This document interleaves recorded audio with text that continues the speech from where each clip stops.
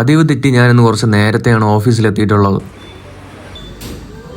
വന്നിട്ടുള്ള പാക്കേജുകളൊക്കെ റിസീവ് ചെയ്ത് ഓരോ റൂട്ടിലേക്ക് സോർട്ട് ചെയ്യുന്ന തിരക്കാണ് നിങ്ങളെ കണ്ടുകൊണ്ടിരിക്കുന്നത്. ഇനി എനിക്കുള്ള പാക്കേജുകളൊക്കെ സ്കാൻ ചെയ്ത് ബാഗിൽ പാക്ക് ചെയ്യണം. ഇപ്പോൾ ഈ കാണുന്ന ടോയ്സ് ഒക്കെ ഒരുപാട് ഓർഡേഴ്സ് വരുന്നുണ്ട്. ബജറ്റ് ഫ്രണ്ട്ലി ആയതുകൊണ്ടാവാം കൊച്ചു കുട്ടികൾക്കൊക്കെ ഗിഫ്റ്റ് ഒക്കെ കൊടുക്കാൻ പറ്റിയതാണ്. പിന്നെ പോത്തുപോലെ വളർന്നിട്ട് കുട്ടികളെ മാറാത്ത നിങ്ങളുടെ ഫ്രണ്ടിനായാലും ഇതിന്റെ ലിങ്ക് വേണ്ടവരെ DM ചെയ്താൽ മതി. ഞാൻ അങ്ങനെ ബാഗും സെറ്റ് ചെയ്ത് അതിൽ പാക്കും ചെയ്ത് കഴിഞ്ഞ് നേരെ റൂട്ടിലേക്ക് ഇറങ്ങി. ഞാൻ ഇത്ര തിടുക്കത്തിൽ പോകുന്ന ഇപ്പോൾ ഡെലിവറി ചെയ്യാനല്ല, എന്റെ റൂട്ടിലെ ഫേവറേറ്റ് ആയിട്ടുള്ള ടീ സ്പോട്ടിലേക്കാണ്. രാവിലെ ഫുഡ് കഴിക്കാതെ ഇറങ്ങിയതുകൊണ്ട് ഇനിയിപ്പോൾ ഇവിടെ നിന്ന് ചായയൊക്കെ കുടിച്ചിട്ട് തുടങ്ങാമെന്ന് കരുതി.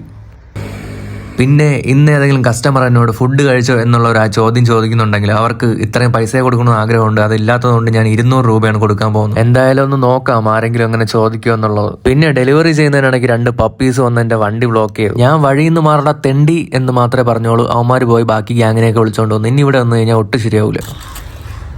അങ്ങനെ ഇന്നത്തെ ലാസ്റ്റ് ഡെലിവറിയും കംപ്ലീറ്റ് ആയിട്ടും ഇന്ന് ആരും എന്നോട് ആ ചോദ്യം ചോദിച്ചിട്ടില്ല. പിന്നെ വൈകുന്നേരം ഞാനൊന്ന് പുറത്തോട്ട് ഇറങ്ങിയപ്പോഴാണ് ഓർത്തത് ഇന്ന് ഡെന്റൽ ക്ലിനിക്കിൽ അപ്പോയിന്റ്മെന്റ് ഉള്ള കാര്യം. പിന്നെ അതൊക്കെ കഴിഞ്ഞ് ഞാൻ ഈ നേരെ പോയിക്കൊണ്ടിരിക്കുന്നത് പോത്തൻകോടുള്ള MD തിയേറ്ററിലാണ്. സിനിമ ഫുള്ളും റീൽസിൽ കണ്ടു തീർക്കുന്നതിന് മുന്നേ തിയേറ്ററിൽ വന്ന് കാണാമെന്ന് കരുതി.